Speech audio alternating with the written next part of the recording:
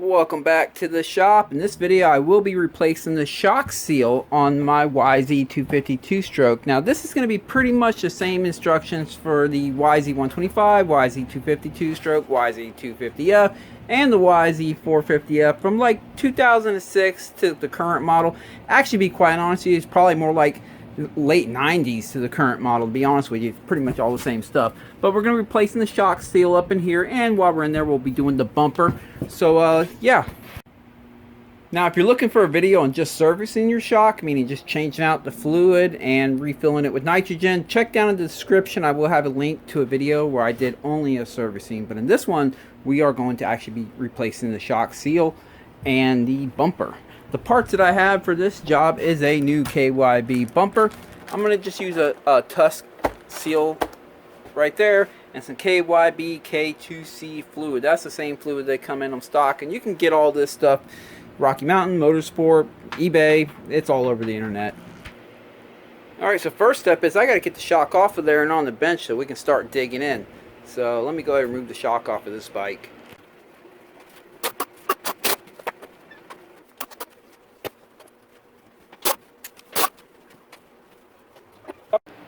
Okie dokie, shock is on the bench. Okay, so the first step is getting the spring off of here, right? Now, I have the sag set on this bike perfect for me, and I don't want to have to reset it when I'm done. So what I do is I mark exactly where this thing is set at, right? So it might be hard to see, but I have a little line marked right here. And then there's no little line marked right here. Now I need to remember where that line's at, because I got stuff. Let me warn you ahead of time. This shock, it's been around the block, right? I've done multiple springs on it, multiple sag settings, and yeah. But you know, this bike right here, it's my bike, and I'm not saving any for the next guy, if you know what I mean. I'm going to use this thing up. So, just so I know exactly what mark that is, let me take. There we go. Put a little fingernail polish on it. Okay, so I got that mark right here, and I have the mark right here. And then what I'll do is I'll count the thread lines, and then when I go to put the shock back together, I just put it back in the same place, and it'll be fine. Let me grab a flathead. It'll be right back where I had it before. So let me count it.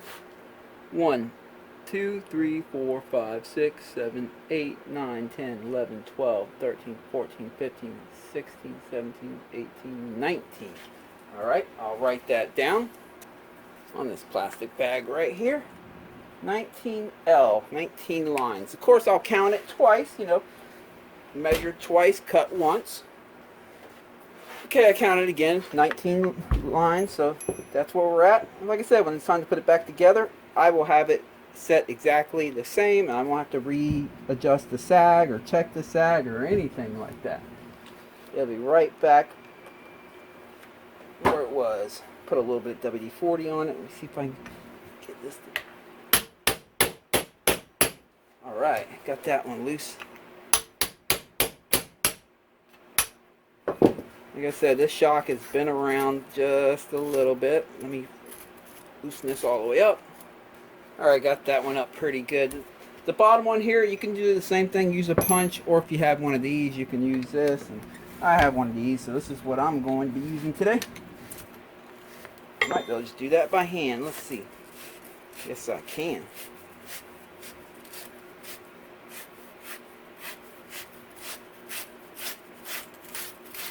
Of course, it's ripping right into my glove, but that's okay. I have more. Okay, I got that pretty far up. Flip it around here.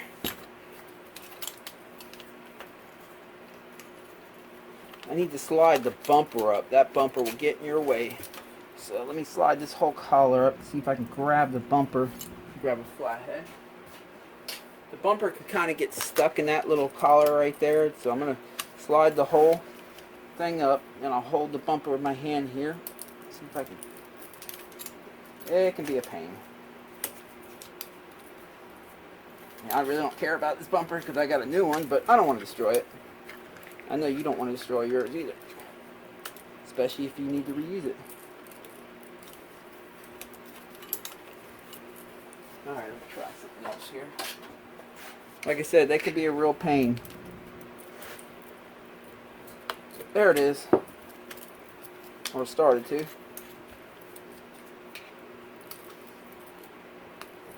Alright. Okay. Got the bumper out of that. Now I need to slide the bumper up through this and up the shaft. So I can see them. There we go. Now I can pull this thing right up on out of there. Just like that. Slide this right off the bottom. Like that. And slide the whole spring up off the shock. There we go. There's a top and a bottom to this spring, but I'll show you how to recognize which side's the top and the bottom when it's time to put it together. Okie dokie. I want to count the rebound, see where it's at, because we're going to want to set it back to that when we're done. But before I start counting it, let me put a mark, just in case I get a brain fart right in the middle of the counting. That can kind of help me remember where it's at. Okay, I'm going to go clockwise and count where it was at. 1, 2, 3, 4, 5, 6, 6. Okay, they have clicks. If you never adjusted your suspension before, you'll feel every quarter of a turn on this shock is a click, and on some of your newer models there's 6 clicks per turn instead of 4, but this one has 4 clicks per turn. So let me put it back. It was at 6, right? So 1, 2, 3, 4, 5, 6. Yeah. Okay. Now I'm going to turn it all the way out. Oh, by the way, when you bottom it out, when you go all the way in, don't crank it down tightly. Just snug it up to the bottom, and that's bottom. Because all you're doing is pushing a needle into an orifice, and you don't want to get the needle stuck in that orifice. So do it lightly. 1, 2, 3, 4, 5, 6. Okay, we're at 6. Turn it all the way out. There we go. And then I'm going to compress the shock one time and let it come back up. And the reason I did that is because sometimes when you compress that, when you set that needle all the way in the seat, it'll get stuck in there ever so slightly, even though you adjust the clicker back out. And with it blocking the flow, once we take the shock apart, it's going to make it really hard to bleed. But if you just compress the shock one time before you take it apart, like that, and just let it come back up, that'll push the needle back out of the seat, and everything's going to flow good. So, alright, let's move on to the next step. The next thing we want to do is relieve all the nitrogen pressure out of the shock, and Beavis is coming in here. Now, on this, the 2-strokes and the older 4-strokes, it will have a Schrader valve for the nitrous.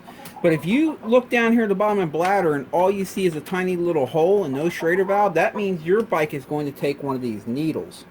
Now you can just look on... Hey Beavis, we're making a video. You can just look on eBay, type in nitrogen needle, or Rocky Mountain sells them, Motorsport sells them, Race Tech sells them. But you're going to want one of these needles. All it does is you slide it in the hole. There's a little rubber seal in there that's reusable like 1,000,000 times, and you slide it in the hole. Hey, Beavis, we're making a video, man. You got to be quiet. Shh. Hey, nope. No. Alright, where were we? Anyway, you can get these on Rocky Mountain, eBay, or whatever, but all you do is just slide it into the hole, and then you can just bleed off the nitrogen with the Schrader valve on this. Now, you want to make sure you use a new needle. I found if you use these needles more than twice, there's a good chance that as you're pushing it in, that little rubber block that's in there that you're sliding into can get pushed into the bladder, and then it's a pain in the butt. You have to take this cap off, reseat it. Sometimes it doesn't seat right. It's a pain in the butt. You don't want that to happen, right? So what I've found is push it in, or use a brand new needle, push it in, and I just leave it in there because it's not going to push that rubber block in while there's still nitrogen pressure here. The pressure is kind of holding that block in place. But if you push it in, let out the nitrogen, pull it out, do the job, and then when you go to put it back in later with no nitrogen in here, that's when it's going to push that rubber block in. If it's going to do it, that's when it's going to do it. So I have found, just push it in, let out the nitrogen, and leave it in there. Be careful, it's going to be dangling around and stuff, but leave it in there through the whole freaking job. That way you don't have to risk inserting it later on with no nitrogen pressure in here and pushing that rubber block in. Just leave it into the whole job. Just be real careful, and then at the end when you fill it up with nitrogen, then you can pull it out and you'll be done with it. But anyway, if you have one of the newer YZs, 2019 and newer for the 450, and no, 2018 and newer for the 450, and 2019 and newer for the 250F, you're going to need one of these. The 2-strokes you don't have to, and the older 4-strokes you don't have to. So they just have a Schrader valve. Let's let it out. There we go. All right. What's next? Well, I guess no better time than now to knock this cap on down.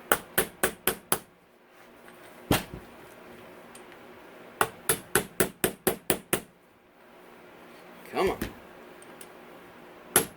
There we go.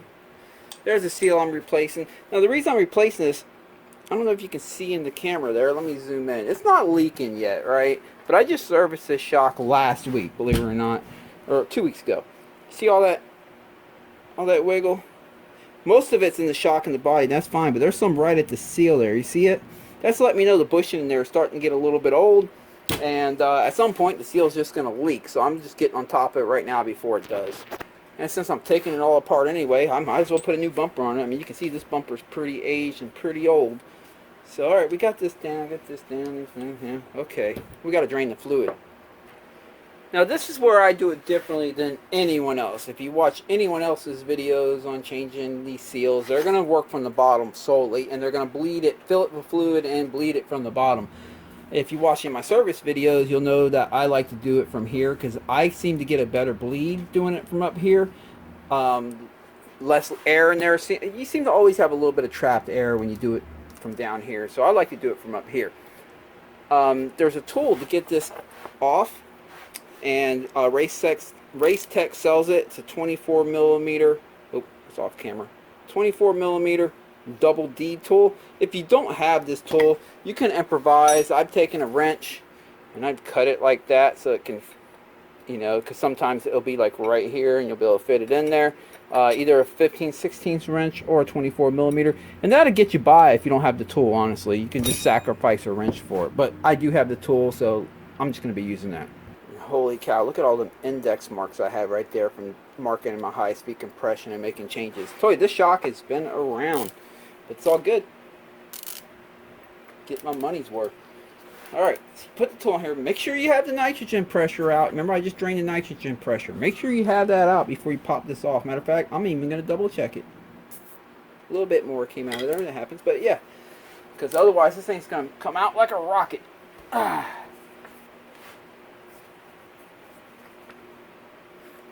Another important thing to keep in mind, notice I have this turkey tray underneath here. As fluid gets older, it will oxidize, and you'll find that when you open this, it's like opening up a Coke bottle. It's been shaken up. It'll just come out all foamy and stuff. It's not foamy while it's in there, but the minute the pressure is released, and it's released the atmosphere pressure, and there's no more nitrogen pressure, it's like a Coke bottle. When you open the lid, you don't see any bubbles before you open the lid, but the minute you open the lid, they all come out. But this one shouldn't be too bad, see, because I just serviced it last week. Matter of fact, oh, by the way, make sure you collect that little washer. It oftentimes will stick up in there, and you'll be hidden up in there. You'll see I just set it down over there. But make sure you collect that, and then get the spring out of there. Like I said, I just serviced this last week, so it's not going to be bad. Or 2 weeks ago, maybe. But let me grab something. Give these a shot. That's better. There we go. Okay. Now, when you pull this out, there's no sense in fooling with it, right? You can take it apart like this, and you'll notice there's a little, you see that extra little washer right there? Oh, focus. You'll see it has an extra washer right there. You could just keep it together. There's no sense in fooling with this. I mean, if you want to, you can, but there's no reason to for this job. But just know that that washer goes down first if it comes apart. That washer goes first, and then this will, you'll see the holes, these holes right here. Get it back together here. The holes right here will be on that side, on the same side that the rubber seal is at, just in case you drop it and the parts go everywhere. All right, let me dump the fluid out of this thing.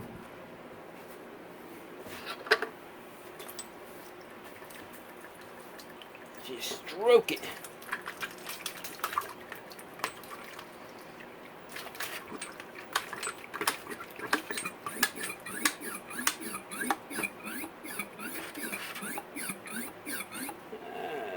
good enough because we're going to be taking it apart and getting it all out of there anyway.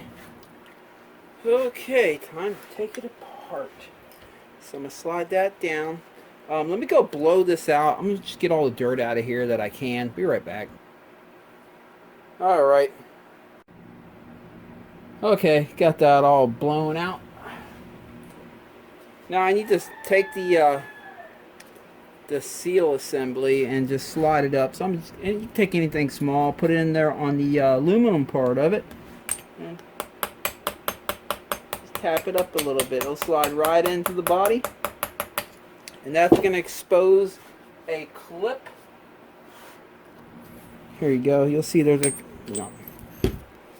clip right up in. See if I get you in the camera here. Right, if it'll focus, right there. There's a clip. So we got to get that out of there. And them things aren't always the easiest to get out, but we'll get it out. For good measure, I'll knock the piston in there, or the seal in there a little bit further.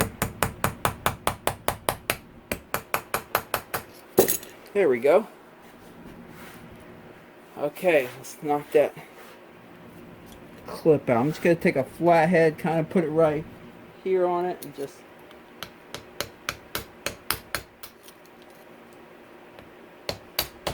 there we go.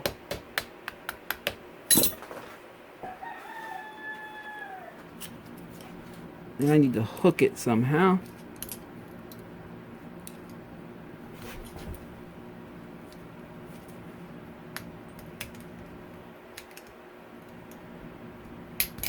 There we go. I mean, I'm sure you didn't quite see how I did that. You'll figure it out, though. It's not rocket science. You just got to get this thing out of there, right there. But we got it out. And now that we have that turd out of there, let me make sure this is all clean in here. Yes, it is. Let's slide out the... There it is. That didn't take much, did it? Alright. Well, this is the fun part of the job. We have to get this nut off right here. And what they do is they flatten the end of this over the nut, over the threads, to make it where this can't just vibrate off. So what we have to do is we have to grind away at the outer lip of this area right here to be able to get that nut off. And obviously it's going to be kicking metal shavings everywhere and such. So I'm going to wrap this whole piston assembly up with masking tape. It's going to serve two purposes. It's going to keep a lot of that metal out of the shim stack. It's also going to hold all the shim stack and stuff together while I do this job.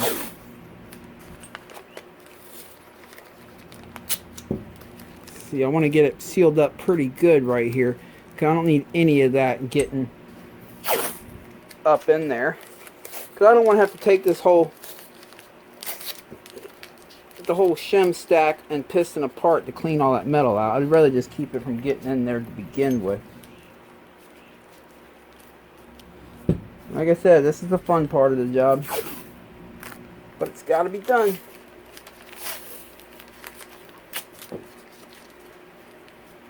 Yeah, I think that's pretty much it. Oh boy. Okay, there's several ways to grind that off. I think they even sell something to grind it off, but I'm just going to use this grinder right here. And I'm going to work around it. Now, you want to save the nut as much as you can. Some of these kits will come with the nut with them. Some don't. This one didn't. So I'm going to try not to tear up the nut too much and just work right around it. Alright, got it held up in my vise there a little bit.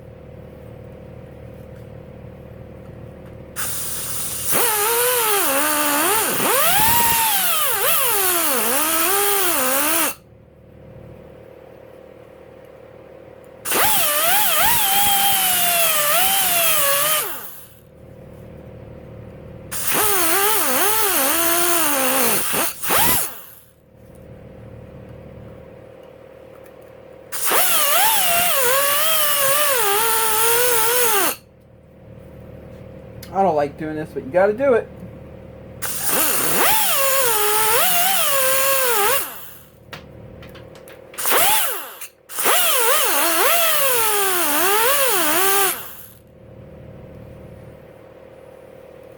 I'm going to keep working around a little bit and I'll be right back. Okay, I might have it good enough. See what I got going on here? I just bent it out all the way around. Oh, sorry about that. All the way around. Let's see. What I've done here, just put a crescent wrench on this side. Hold that. Put a wrench on this side. Let's see if we can get it loose. If it snags too hard, that means we got more shaving to do. It'll always start a little loose and then it'll get tighter if we need more shaving to do. It looks like we are good enough. Sweet. Alright. Alright, so some of the thread right there got folded up, as you can see. What I'm going to do is take this grinder right here and this little one and just gently work that out of there. Get that out of the situation. So let me do that and I'll be right back. Okay, I got that last thread cleaned up right at the top. You know when you're good when you can take the nut and put it back on squarely with your finger. So let's see here. Yep. There it is. Alright, let me pull it back off. Okay. Okay, so now I can just take a Phillips, put it right here on the end. That's just going to collect the piston for us. Slide it right off there.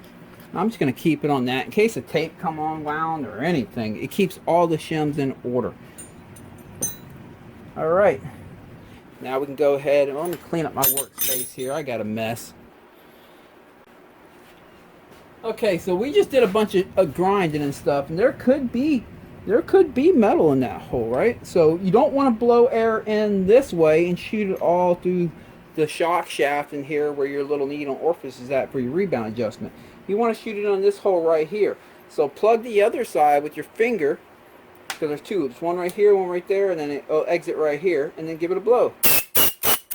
And that's going to push all that stuff out. Now spray these out. Okay. Actually, let me spray this thread. Alright.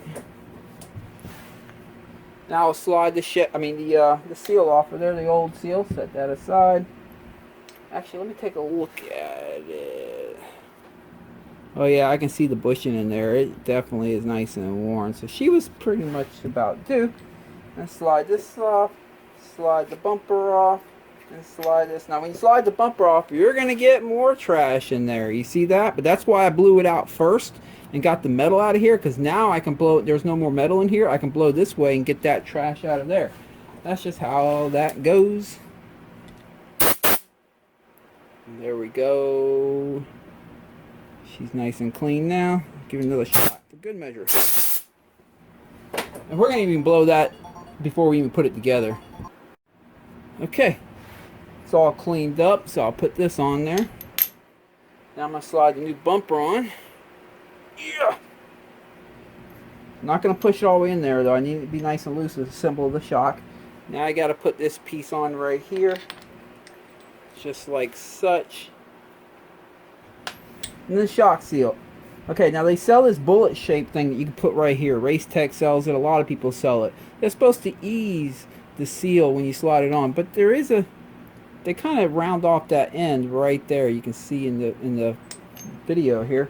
If you're careful, you don't need that tool. What I do is I put it on here and I sit here and I swivel this like that as I press down.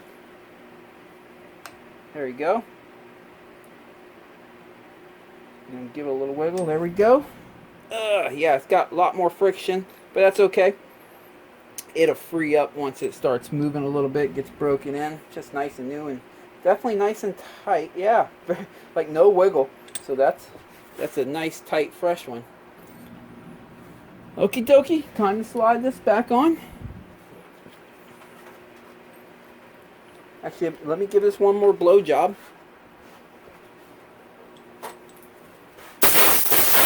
I'm going to blow the threads off.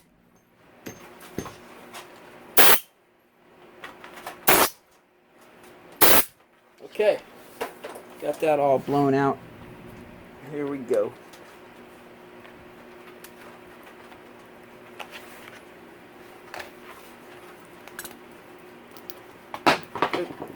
it knocked some of these out of the tape, but that's okay. I'm gonna remove the tape.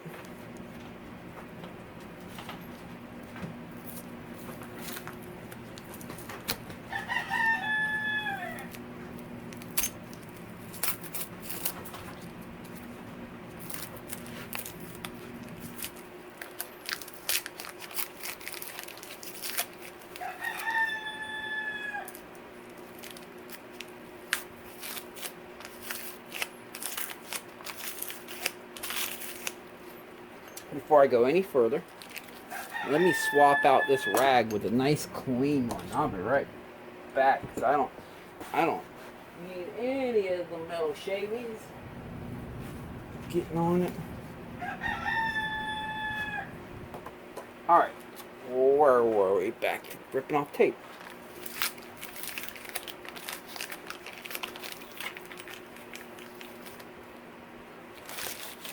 There we go.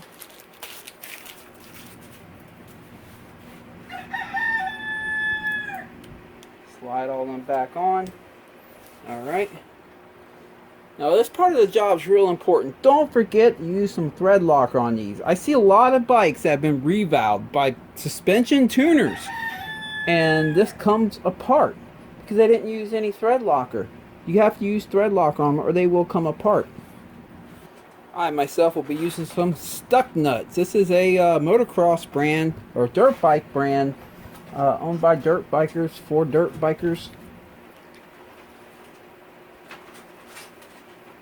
There you go, just a dab will do. Okay, when you install the nut, you want to put the fresh surface down. Leave the grinded up surface face up. Install it by hand. Make sure you get it very square. It might be a little difficult because we got the threads all like ratted up and stuff, but once you get it fed on a little bit, just put it on by hand, spin it, make sure it's square. As long as it looks square, you can go for it. This is where a new bolt or new nut would come in handy, but this kit didn't come with it, so oh well.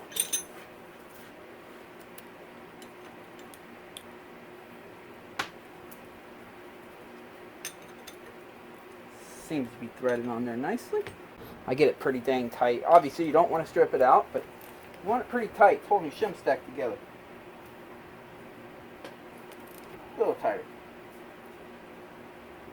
There we go.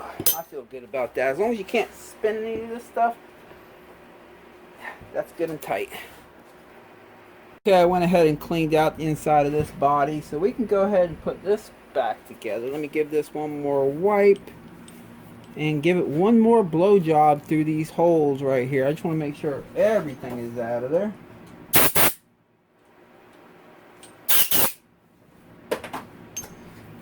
Looking good. I can go ahead and install it now. Easy does it. Just kind of wiggle it around like that and twist. There we go. I need to get the seal up in there. Pull that back out. Give me some more room to work with. Alright. Alright, I think this kit came with a new clip. Yes, it did. Might as well use it. We got it, right? So might as well use it.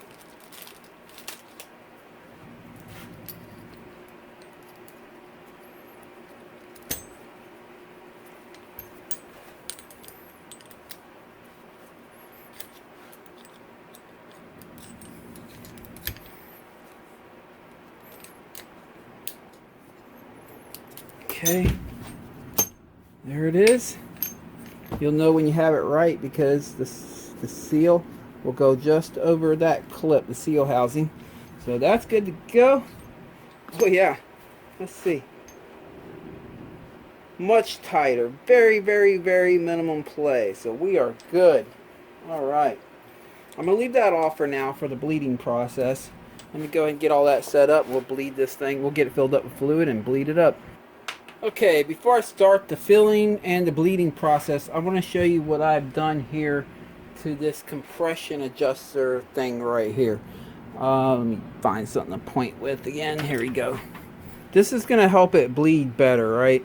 You see that hole right there? I drilled the hole. Here's a rubber seal right here, and the threads, you'll see there's a flat spot right here. Drill a hole in this side in the flat spot, but don't go to the blue right here. Just do this wall right here, and do the same thing over here to the other side. Same thing. Drill a small hole. Again, do not touch this. Don't go through that. Just go to this wall right here. What that's going to do is after we get the whole shock full of fluid right here, when we go to put this down, it's going to allow the air to escape out of these holes so that this fills all up with fluid in here. And that way we will get a good bleed. So make sure you drill them in there. Oh, and also make sure you clean it out too. After you drill this out, look in here, see if you got any material just hanging here. Break it off, blow all this out. Make sure you get all that material out. And when you're doing that, don't lose that washer that sits in here when you're blowing it out. If it's stuck in there, get that out first, because if you go blowing this out, that washer goes flying off. Don't lose that washer, I'm telling you. Okay. I'm going to set the shock just like this. Use these mouths to hold it up. Alright, time to fill it up with fluid. I'm going to be using the KYB K2C. This is what they come with stock, and that's a good fluid.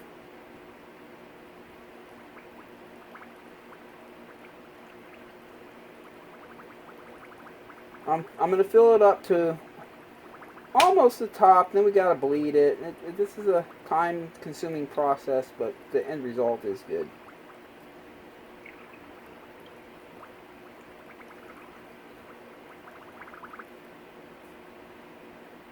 Okay. So I'm going to compress the shock, but you got to twist the shaft as you... Let me get a better angle in here for you. There we go. You want to twist it as you compress it. Otherwise, that shock seal will slide up in there. So you're trying to relieve the friction by twisting it. If that shock seal goes up in there, it shoots fluid out through that hole all in your face. You don't want that. During the bleed process, while you're pulling the shaft in and out, if you have an issue where this, no matter how much you twist it as you're compressing it, the seal keeps sliding up in the body. I've had a few shocks that had that much friction, and no matter how much we twisted the shaft as we were trying to compress it, it kept sliding that in. You can take a flathead, just put it right underneath the dust seal like this, and just kind of hold it with one hand like that. Obviously, it helps to have a helping hand here if that happens, but I've been able to do it by myself. If you have a helping hand, it makes it easier. And you can just, a little bit of pressure right there will hold it from sliding in. So twist it as you press it in slowly. And all I'm doing is I'm getting the fluid up to the top, because remember I stopped a little bit short from the top. Get it up to the top, there we go. And then I'm going to yank it down fast and hard. And look, it sucked all that fluid up. So fill it back up. Almost to the top, about an inch to inch and a half from the top. You can see there's air bubbles coming out. I'm just going to let them work their way up real quick, and then we'll slowly start compressing her again. Remember, twist the shaft as you compress it.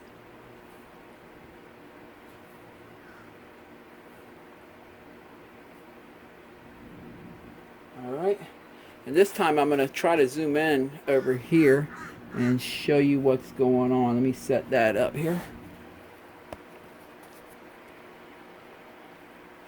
Try to get that on camera. Alright, watch this as I yank it down. See them air bubbles coming up? Alright, I'll do the same thing again. A little more fluid. Twist the shaft as I compress it in. You'll see the fluid coming up. Get it almost to the top. There we go, it's almost to the top. And then yank it down with some force. Yeah. More air bubbles. Oh, sorry, I had that off camera. More air bubbles. Alright, we can do it again. Give it a little more fluid. We basically keep doing this until no more air bubbles come out. And then we know the main shock is bled. Again, twist as you compress it, don't forget. And then once we have this all full of fluid and no air down here, then we'll worry about getting that bled out. And then we can seal it off and fill it up with nitrogen. Yeah. Back up in here. Now it's just little bubbles, so I won't have to fill it up consistently anymore. There we go. Yep, some little bubbles. We are getting there.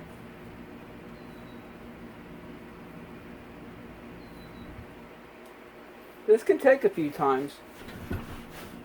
Grab pretty hard and go. I think that's about it, honestly. Let me do it again for good measure.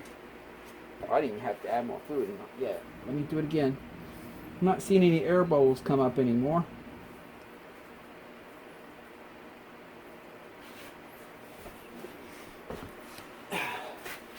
Oh, yep, there's the air bubble there. And that's why you keep doing it a few times. I actually think I heard it too. I heard a little.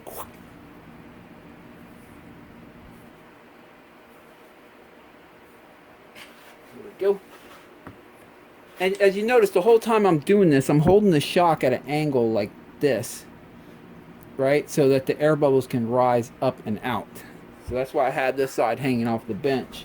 I kind of hold it where this is level with the ground, the opening right here, and that's just the perfect angle, because when I fill it up with fluid, I can get it all the way up to the top right here, you know, and it's not going to leak out. Or when I compress it like this, since I have that opening level with the earth,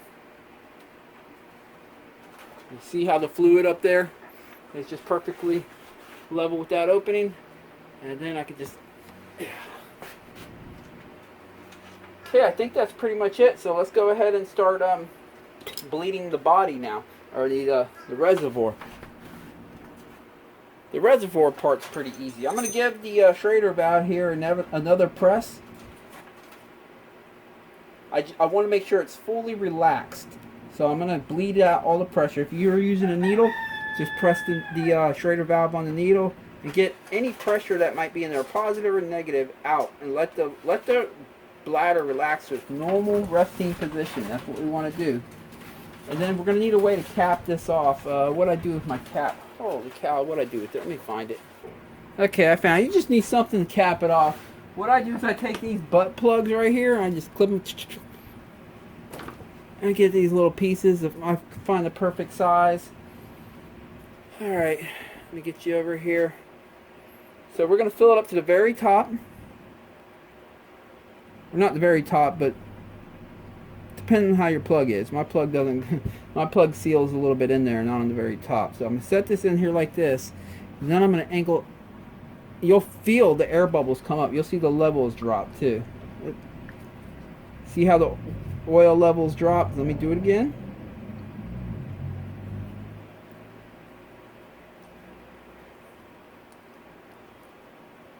And just tilt it up. Again, you're going to feel the air bubbles go as they come out of here and into here. And as the fluid goes into the reservoir. We just keep doing that until nothing else comes out of the reservoir area anymore.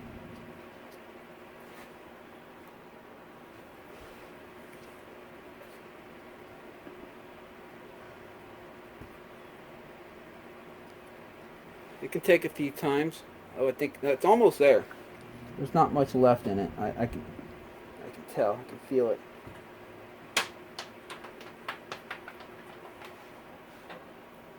Shake it around. Make sure there's no air bubbles hiding in any of the corners. Yeah, it's staying full, it looks like. And I'm going to try it again. Put even more in it. Okay. Let's give it one more shot here.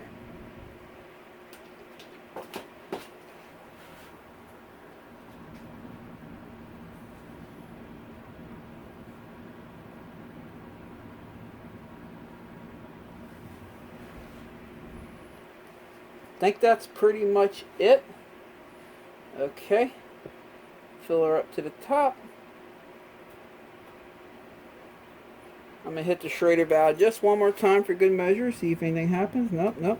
And then, of course, you want to pull the shaft all the way back. Make sure the shaft's all the way down before we go to the next step. There we go. It's been down. It needs to be down. Okay, I have the fluid all the way up to the top. Where'd my pliers go? we're wrapping this one up. We have to put this thing back in there. I'm going to put back in this whole unit. Remember, it does come apart, like I showed you at the beginning of the video. Just going to grab my pliers right here gently. Got it full of fluid, you can see. I like to put it at an angle. As you see, I'm putting it at an angle like this so that the air that is in here has a chance to escape out. Oh. Come on, Beavis. We're in a tough moment right now. We got to concentrate. Okay, wiggle it in here. There we go. You'll feel it slide in as you push it in. The rubber seal goes, and it'll sit nice and even and around and nice and even in there. So that's in all the way. So that's good. Okay. Hey, Beavis. We are making a video. Go play with your girlfriend. Alright. Where were we? Okay. We have this piece. But remember I keep talking about that washer. There's a washer right there. We'll go ahead and put that on there now. There we go. And we got that spring. We have to put that spring back in. So let's set the spring in there. And then here's, I got the washer already in there. I'm going to hold this shock with this level again. Fill it all the way to the tippy top of fluid. Alright, at the very top with fluid. Now remember the holes that we drilled in them? I'm going to have one of the holes kind of face upward. Here, I'll do it like this so you can see what I'm doing. Make sure that washer stays put, staying put. Usually the oil will kind of make it suction cup itself there and stay put. But I got that hole on the high side of the angle I'm dropping it, one of the holes at least, so the air bubbles can work their way out. I set it in there slowly, don't rush it. So it gives the air time to escape. And then tighten up by hand. Alright, where'd my tool go? There it is.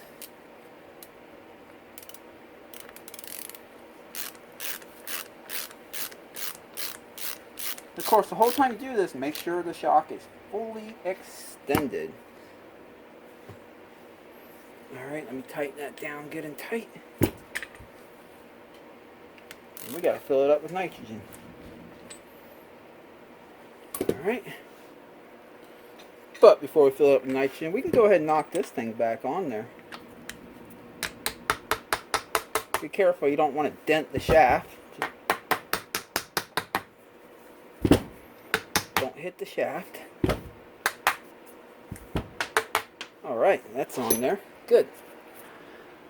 Okay, I understand most people don't have nitrogen at their house. So if you don't have nitrogen at your house, just take the shock into call around your motorcycle shops. Most motorcycle shops have nitrogen, and we'll fill it up for anywhere from 20 bucks to 100 bucks, just depends on the shop.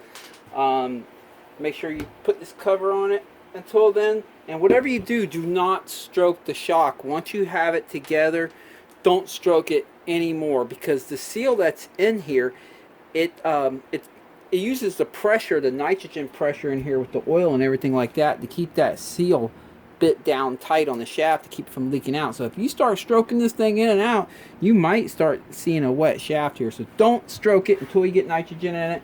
And I don't suggest putting air in it until you get nitrogen in it, because when you put air in it, you put oxygen in it and moisture. You want to keep that dry and clean in there. So don't put air in it. Just don't move the shock. They take about 100, well, the manual actually says 140 PS, I'm sorry. The manual says 147 PSI. I just put 150 in them. I know Pro Action, I think they use like 175 when you have a shock revalved by them. Some people that do enduros and hair scrambles might prefer less, but the OEM nitrogen level is 147. I just put 150 in it. So if you're going to have a shop do it and you have a certain amount that you want, just put a sticker on it writing how much PSI you want it, because the guy working the service counter, he's just going to hand it to mechanic, and he might not know what to put on. So anyway, I have nitrogen here, so let's go ahead and put nitrogen in it.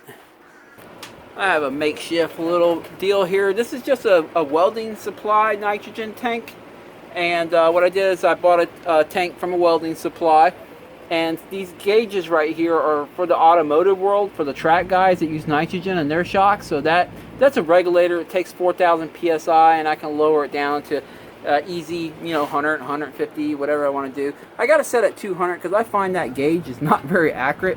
So I'm going to go high. Let me angle this down. I'm going to go high and then lower it after I get it in there. So let's fill it up. I'll show you how I do this.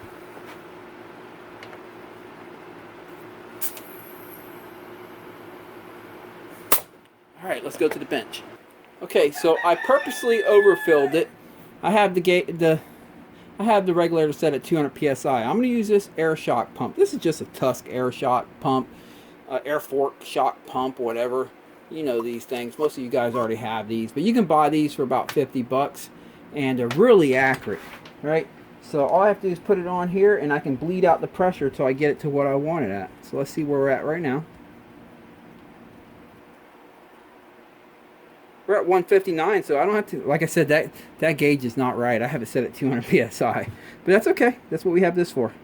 So just bleed it out. Okay, now it says 160.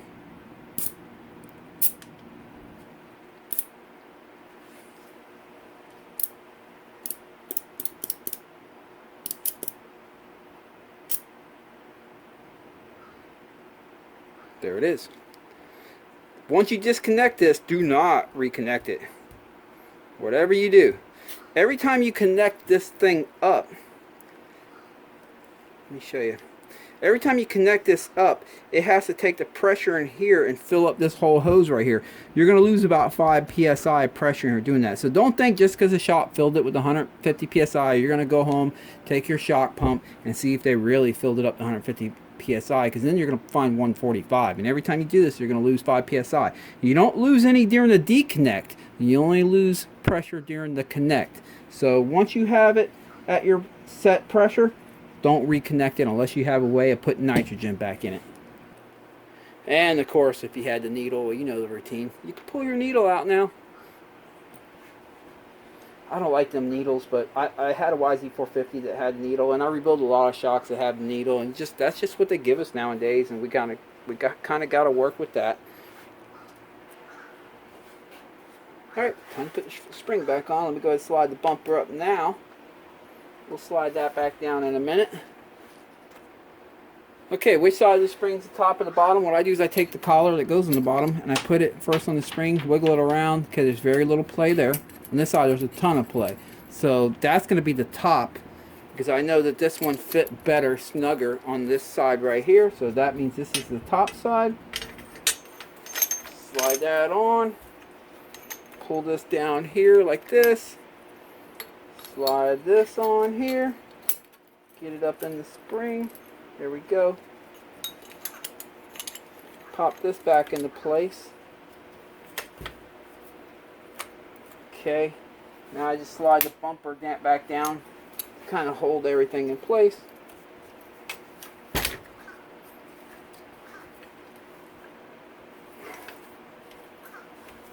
Okay. Then I'll take this pry bar right here. You have to make sure you get the, or you don't have to, because the first time you bottom it out, it's going to push the bumper all the way down anyway. But I'll take the pry bar here.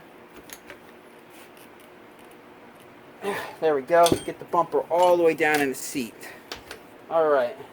Like I said, you don't have to do that. The first time you bottom it out, don't worry. It's going to push it down for you. Okay. Flip it back around here. And try and tighten her back down.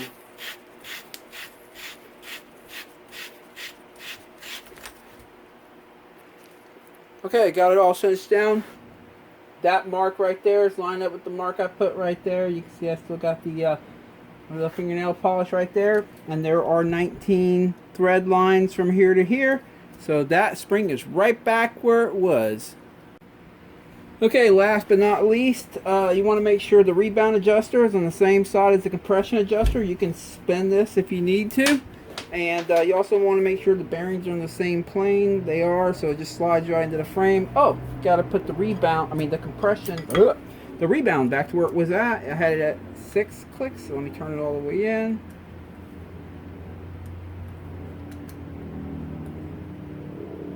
Okay. and then go counterclockwise 6 clicks. 1, 2, 3, 4, 5, 6. There we go. Alright, let's put it back on the bike.